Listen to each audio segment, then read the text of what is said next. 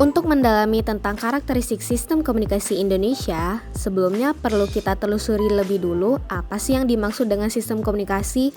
Secara sederhana, sistem komunikasi ini merupakan sekelompok orang, pedoman, dan media yang melakukan suatu kegiatan mengolah, menyimpan, menuangkan ide atau gagasan, simbol, dan lambang menjadi pesan dalam membuat keputusan untuk mencapai satu kesepakatan dan saling pengertian satu sama lain dengan mengelola pesan itu menjadi sumber informasi. Lalu, seperti apa sih karakteristik sistem komunikasi yang dimiliki oleh Indonesia?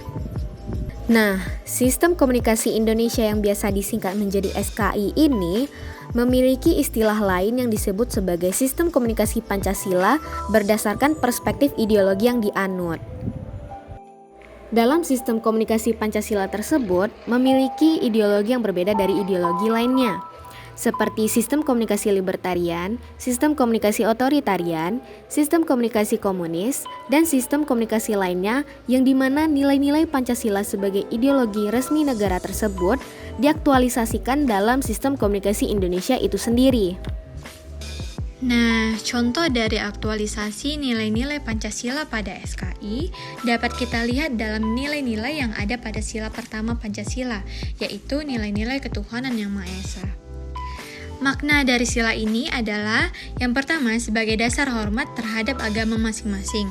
Yang kedua menjadi dasar untuk memimpin ke jalan yang benar, adil, kebaikan, kejujuran, dan persaudaraan. Yang ketiga, mengajak manusia melaksanakan harmoni di alam dan persaudaraan antara manusia dan bangsa.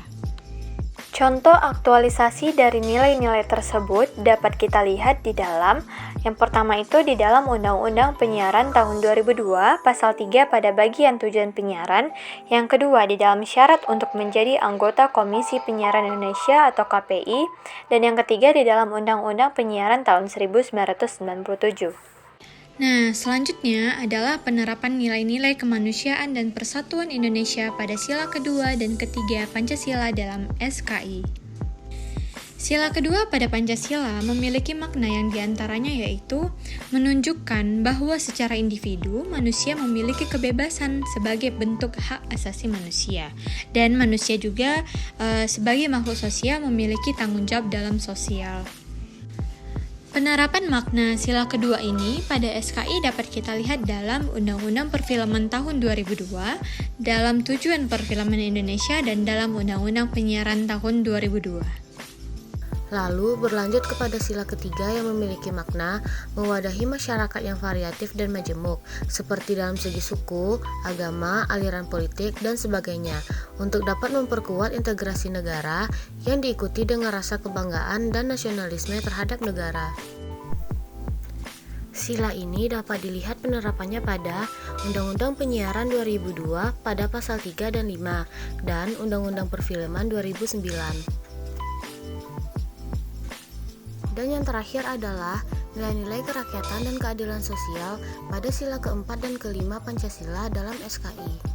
Makna dari kedua sila tersebut menjabarkan konsep kedaulatan berada di tangan rakyat yang diimplementasikan dengan sistem perwakilan untuk mengambil keputusan dengan cara bermusyawarah untuk mencapai mufakat.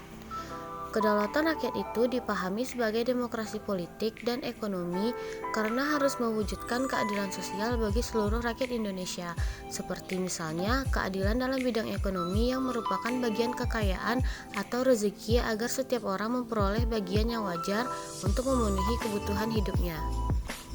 Aktualisasi dari sila keempat dan kelima ini terdapat dalam Undang-Undang Penyiaran 2002 Pasal 2 dan 3 dan Undang-Undang Perfilman 2009. Nah, untuk mewujudkan vitalisasi dan aktualisasi negara kesejahteraan yang mencakupi sistem pers, perfilman, dan penyiaran Indonesia sebagai masyarakat pers, kita harus secara sukarela mengembangkan kebebasan positif yang diantaranya adalah kebebasan untuk menciptakan kesejahteraan dan keadilan sosial dan ekonomi berdasarkan rasa etik dan kekuatan penalarannya.